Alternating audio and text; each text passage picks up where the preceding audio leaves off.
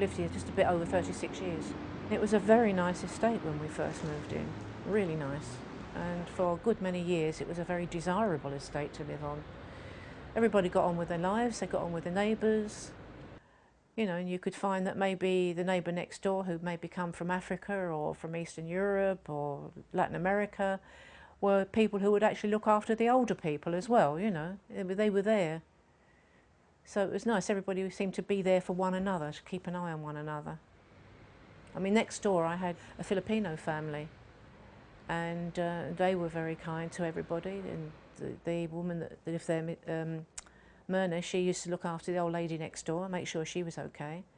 And then on the other side there was a guy living there who, you know, if anyone needed any help, they only had to call on him, he'd be there.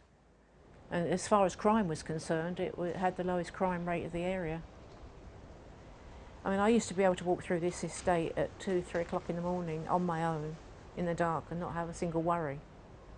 Yeah, it wasn't a lot of communities with a community, it was then just one big community, and it got destroyed by the regeneration.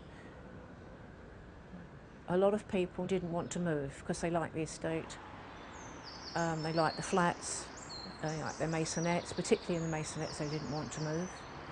But as time went on and the regeneration went on and on and on, because this is like the third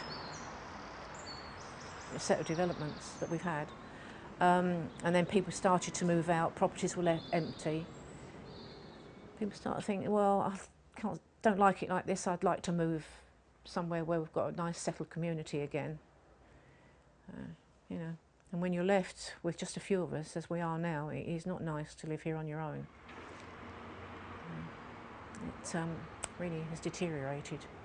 In fact, the council has not done any proper maintenance, any scheduled, planned maintenance to these properties, to anywhere on this estate, since 1979.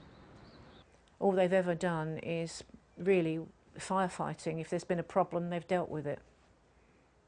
Quite often only after a lot of complaints. When it's rebuilt, it's going to be drastically different, because I said this years ago, you will either have people who are earning a lot of money living here who can afford to buy, or you will have people who are on full housing council tax state benefits, because they'll be the only ones who can afford to stay if there's social housing. But other people in between that bracket won't be able to stay around here, so you'll get basically rich people, poor people, but nobody in between. Yeah, there's not been that many new developments with that amount of new social housing in it, because at one point it was only 25%, then Ken Livingstone was trying to get it up to 50%, then Boris brought it down again. Well, if you include into that half of that is going to be shared ownership, if you're putting up, say, 40 affordable housing, it's going to be 20 for rent, 20 for shared ownership. Cutting it down, cutting it down, cutting it down. So that's why people are having to move to areas where they wouldn't normally have considered moving to.